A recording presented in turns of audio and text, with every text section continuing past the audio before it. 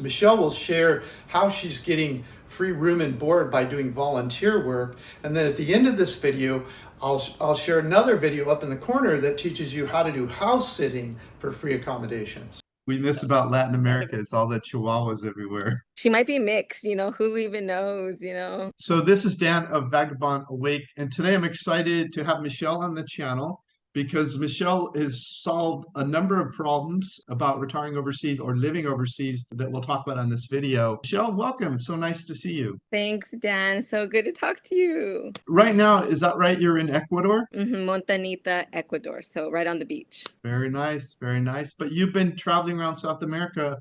What countries have you been in, and how long have you spent down there? Yeah, so I left the States in November of 2022. So it's almost going to be my year anniversary. And I've been trying to slow travel. I really thought I wanted to do 1 month, one country, one city, like just 1 month and stay in one city in each country. Yeah. But then I got to Mexico and I did Puerto Morelos because of you. Like I stayed at the same apartment complex that you stayed at. Stayed there for a month and a half and then got to Buenos Aires, Argentina.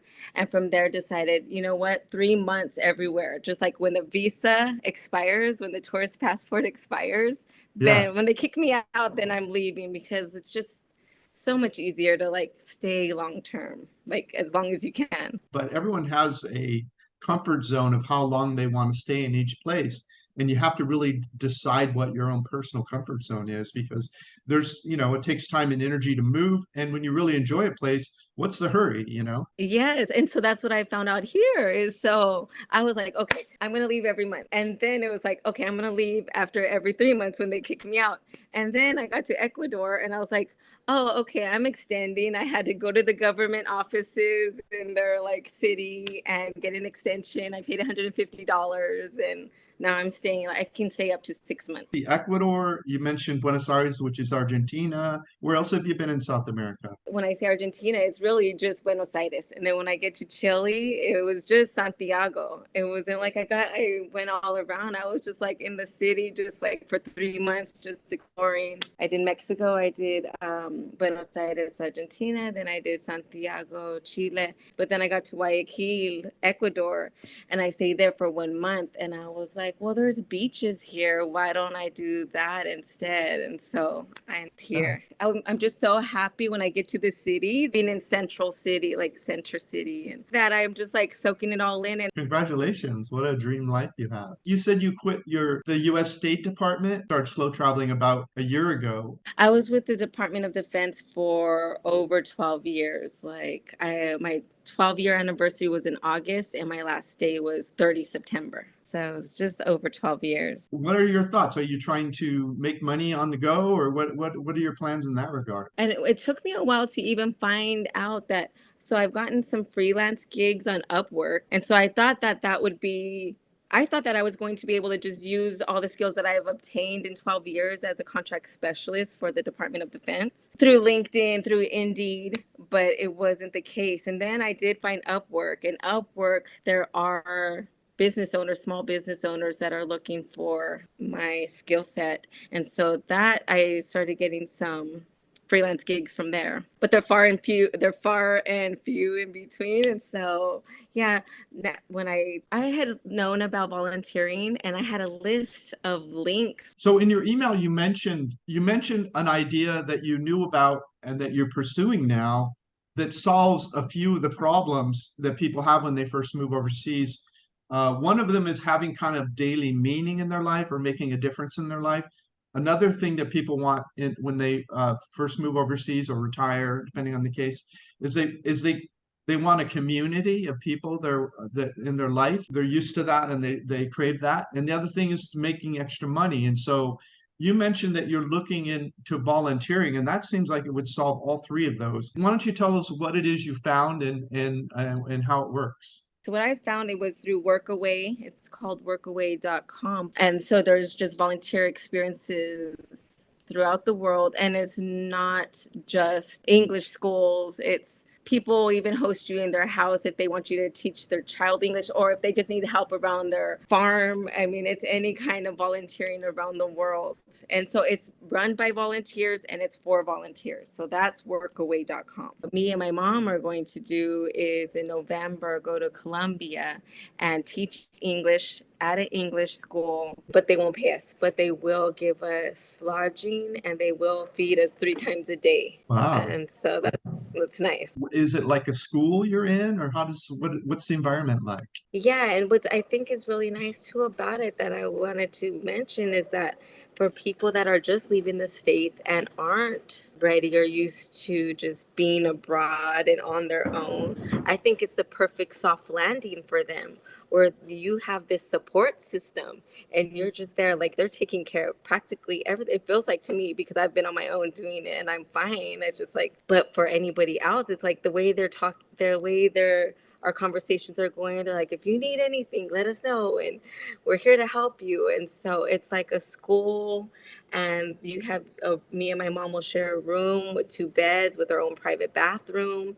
And I think it just depends on the school, but I think, you know, sometimes you're there staying at the school, sometimes you might live walking distance away, sometimes you might get bussed in with other volunteers. It just all depends. Now, a place to stay and 3 meals a day and your own bathroom, wow, that knocks out a lot of the costs of living Right. overseas, don't? Would it be like a classroom you're in with students every day? So I don't know too much. I'm going to have a video chat with me and my mom are going to do it for 3 months in Colombia in 2 different cities. And both of them are kind of similar, where we're going to work about 18 to 20 hours a week. And we're Right. going to work with anywhere from like 5-year-olds, I think, to 16-year-olds. And I think anywhere from like 10 to 15 children in a classroom.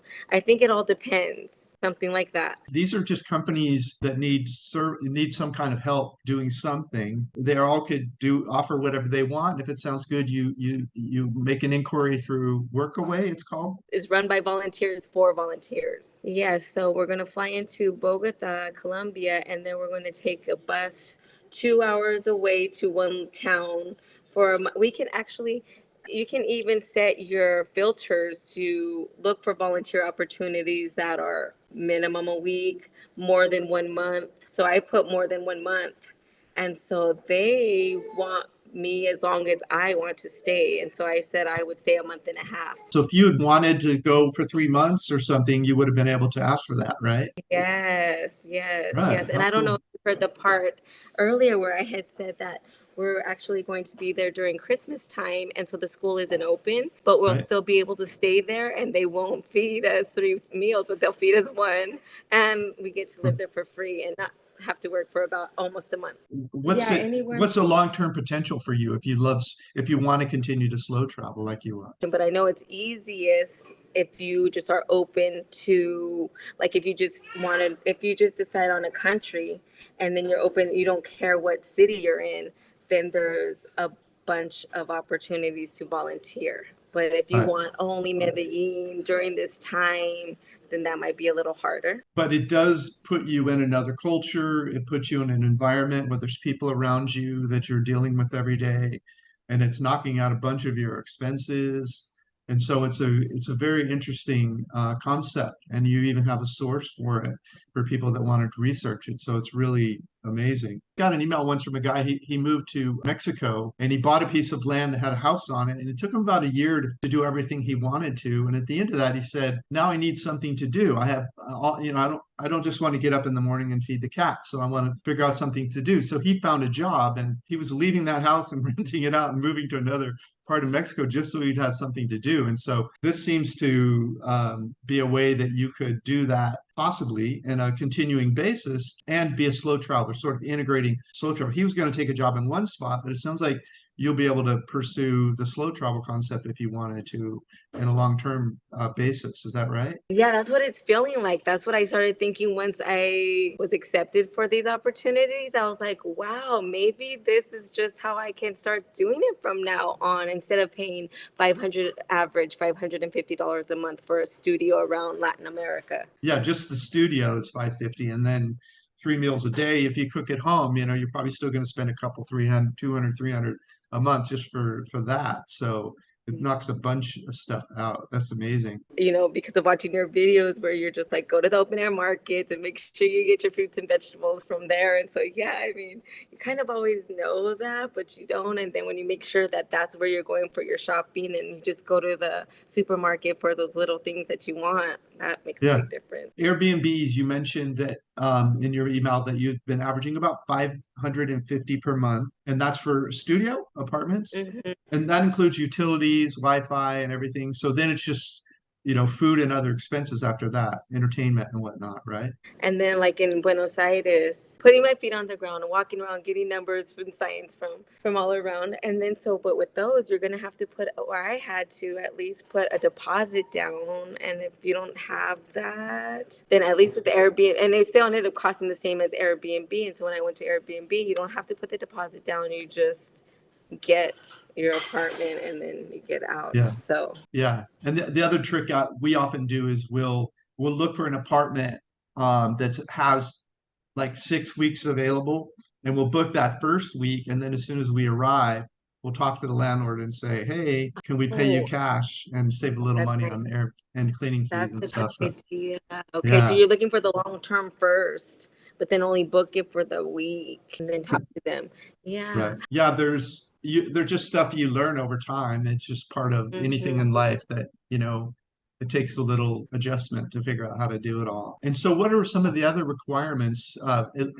There's all sorts of volunteer work, I'm sure, on this webpage, but for the teaching part, what in this particular situation, what were they looking for qualification? That was the thing, because in this, I had started looking for teaching just on my own to make money.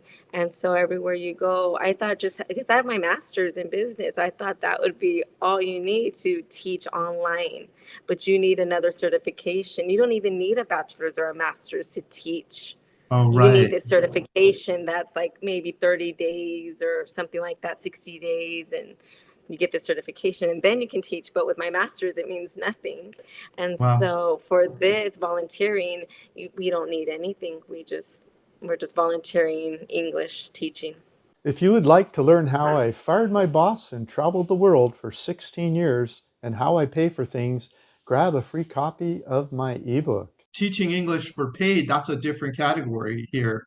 Where Right. if you wanted to get certified for that, which you probably can get certified online, maybe, that would open up Mm-hmm. more doors for you even, right? I Okay. think it's like $20. I think it's about $20 an hour to teach. Yeah. Right. And then they also mentioned that in their posting that, oh, we have these tours and you see pictures of where you've seen other volunteers and they're taking them out on the weekends and they're just so hospitable. They're just so grateful. It's just a very like sharing community with this English teaching at least. Yeah. Do you know what age groups you'll be teaching?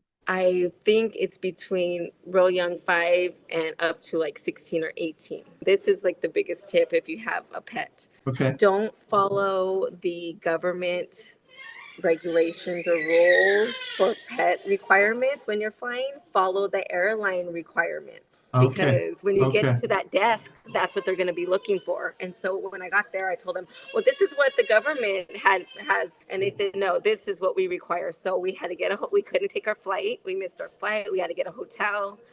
And then we had to fly out the next day. I had to go see a veterinarian Okay. and Okay. then fly out the next day. So it really is an emotional, like I thank her every day for being here with me. Now, if you were talking to Michelle and she was back in the US before she left, any advice you'd give her about, what you've done over the last year? That's a good question. That one would have been, I was saying that earlier to my sister or someone where I really could have been saving so much money if I had just been willing to investigate volunteering English teaching English as a volunteer.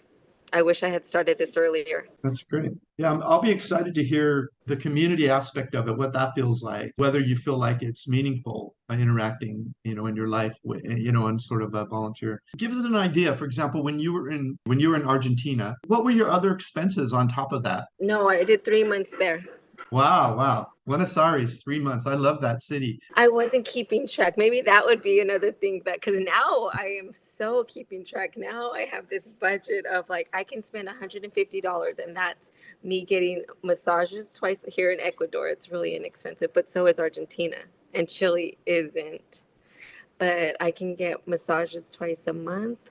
I can get my nails and pedicure done twice a month, Yeah. and my yoga class once a week. And with my food, that's $150 a week, so $600 a month.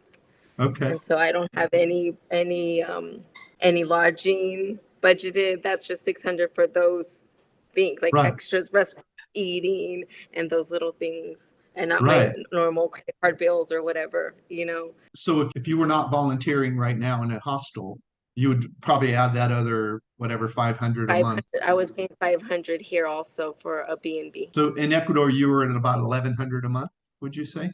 You're- Yes, yeah, it could have been way cheaper because this one was one of the nicer ones where you get housekeeping twice a week, and then you have all water. They give you your drinking water, and it's right there on the beach. And so that was one of the nicer ones for 500, a studio. And so your budget in South America, after you got over your Buenos Aires and started watching the money a little more, it was ranging what, 1,000 to 1,300, say? 1,500. 1,500. 1,500.